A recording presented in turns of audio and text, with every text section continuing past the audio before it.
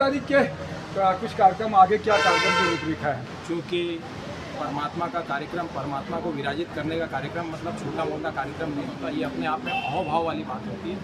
8 जून को संदीप भवन में सजोड़े नागकोड़ा पार्ष भैरव महापूजन का आयोजन किया जा रहा है, जिसमें बहुत ही अच्छे भाव से मनोज बाबू मल जी हरण, जो कि विश्वविख्यात है, उनके निर्देशन में यह विधि की जाएगी, जिसमें कोई भी साधर्मिक बंधु अपने नाम लिखा सकता है, कोई शुल्क नहीं है।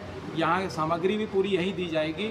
और 9 जनवरी को आनंदम में चल मंदिर की 9 जून को चल मंदिर का प्रतिष्ठा का कार्यक्रम किया जाएगा और उसी दिन भूमि खनन का भी कार्यक्रम रखा जाएगा।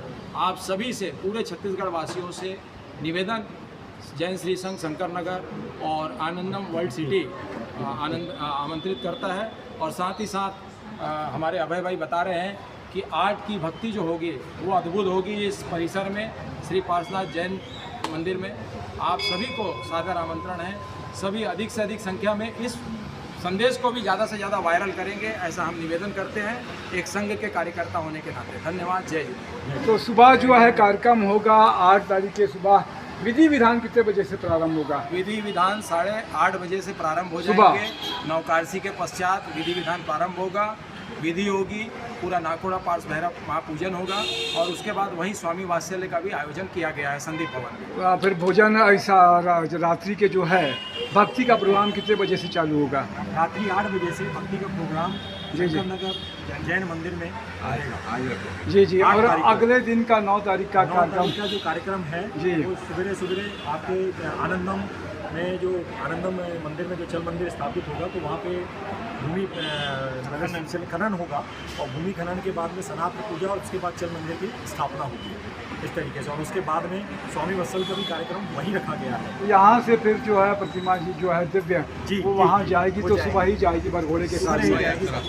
जी।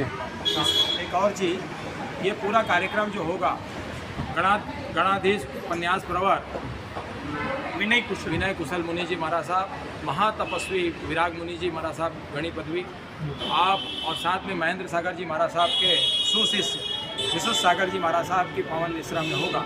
आप सभी सादर आमंत्रित हैं। बहुत अच्छी बात है। अनिल भाई हमारे बीच में उपस्थित हुए हैं। भाव मूर्ति को देख के आया कि आपको? हाँ, ये एक अद्भुत बात है।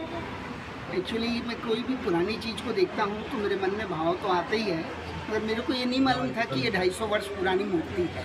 जैसे ही देखा मूर्ति को तो मन में ये आया कि भाई आज के बाद से किसी के प्रति द्वेष नहीं रखना। जैन धर्म का मूल तो यही है वैसे, और आपने लेकिन भाव आके तो बहुत अच्छी बात है। मैं तपेश जैन नरेंद्र सर ने जय जिंद।